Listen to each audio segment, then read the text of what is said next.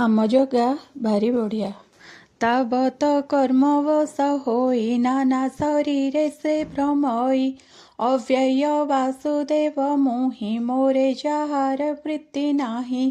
ସେ ନୋହେ ଦେହ ବନ୍ଧୁ ପାର ଯେଣୁ ନ ଚିହ୍ନେ ସେ ଈଶ୍ୱର।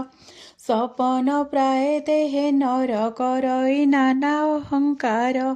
ନିଦ୍ରାରେ ଯେନେ ସୁଖ ଭୋଗ ଜାଗ୍ରତେ ନ ପାଇ ତା ଲାଭ। ଗୃହ ବନ୍ଧର ଏ କାରଣ ନାରୀ ସଙ୍ଗତେ ଅନୁଦିନ। ସ୍ତ୍ରୀ ପୁରୁଷ ଭାବ ବହି ତହିଁରେ ମନକୁ ବାନ୍ଧଇ। ମୋହର ଗୃହ ମୋର ଧନ ବୋଲେ ମାୟାରେ ହୋଇ ଛନ୍ନ। ତାବତ କର୍ମବନ୍ଧ ମାନ ନୁହଁଇ ତାହାର ଖଣ୍ଡନ। ଯେ ବେଟି ପଦ୍ମପାଦେ ମୋର ଆଶ୍ରୟ କରଇ ସେ ନର। ପାଦ ପଲ୍ଲବ ଯୁଗ ଧରି ତରଇ ହେ ଭବ ହରି। ଅଖିଳ ଗୁରୁ ମୁହିଁ ହରି ମତେ ଭଜିବ ଦେହ ଧରି। ନିବୃତ ଚିତ୍ତ ହୋଇ ନର ଭକ୍ତି କରିବ ମୋ ପୟର।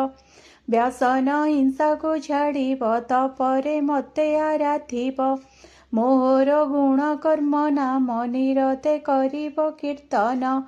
ଏକାନ୍ତ ଭାବ ମୋହ ଠାରେ ଭୋପୂତ କରନ୍ତି ଯେ ନରେ। ଇନ୍ଦ୍ରିୟ ଗଣକୁ ନିବାରି ଆଧ୍ୟାତ୍ମ ବିଦ୍ୟାକୁ ଆଚରି। ଶ୍ରଦ୍ଧାରେ ବ୍ରହ୍ମଚର୍ଯ୍ୟ କରେ ପ୍ରଶାନ୍ତ ସତ୍ୟ ବଚନରେ।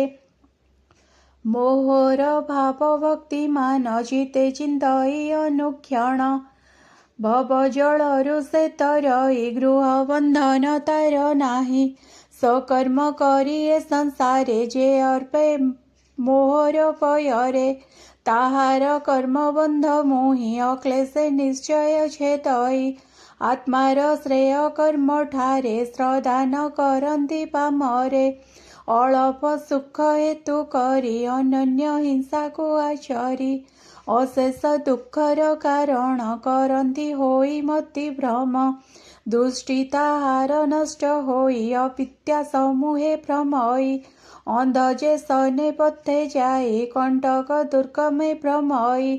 ଭକତି ଯୋଗେ ଯେ ସଂସାରେ ନିକଟ ମୃତ୍ୟୁ ନ ନିବାରେ।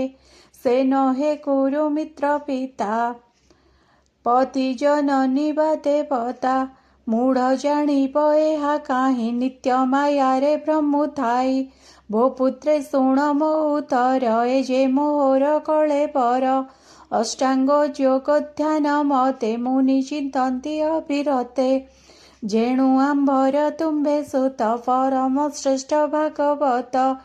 ଏବେ ମନ୍ତ ତୁମ୍ଭେ କର ଭରତ ଜ୍ୟେଷ୍ଠ ଯେ ତୁମ୍ଭର। ଅକ୍ଲେଶ ବୁଦ୍ଧିରେ ସମସ୍ତେ ତାହାଙ୍କୁ ଭଜ ଯଥ ଚିତ୍ତେ।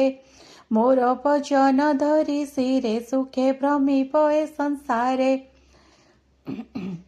ସର୍ବଭୂତରେ ମୋହି ଥାଇ ସୁଖ ଦୁଃଖାଦି ମୁଁ ଭୁଞ୍ଜଇ। ଭୂତ ଗନ୍ଧର୍ବ ସେ ମାନବ ପ୍ରଥମ ଗଣ ଯେବେ ଦେବ।